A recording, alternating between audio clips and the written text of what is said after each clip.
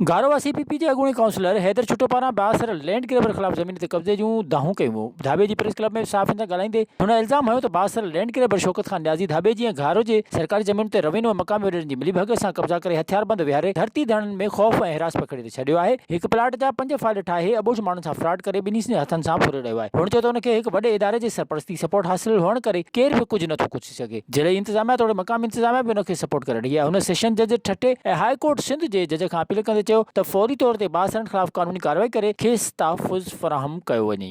महिरबानी करे अपील थो करियां हिन कयल ज़्यादतियुनि जे ख़िलाफ़ संदसि खेसि सख़्तु सज़ा ॾिनी वञे ऐं मूंसां नाइंसाफ़ी थी आहे मूंखे इंसाफ़ ॾिनो वञे ऐं आला इख़्तियारियुनि जंहिंमें chief justice Sindh high court session जज साहिब ठठा ऐं हितां जा DC साहब रेवेन्यू तमामु आला इख़्तियारियुनि खे अपील थो करियां त ख़ुदा हिन माण्हू खे लगाम ॾियो। हिन माण्हू हिकिड़ो क्रिमिनल क़िस्म जो माण्हू आहे। हिन ते काफ़ी केस हलंदड़ आहिनि जंहिंजो सबूत आऊं तव्हांखे हिकिड़ो हीअ FIR ॾेखारियां थो। जेकी FIR हिन हिकिड़े माण्हू खे गोलियूं आयूं आहिनि उहा FIR बि इहा आहे जेकी आऊं कोर्ट मां कढाई सर्टिफाइड कापी आहे।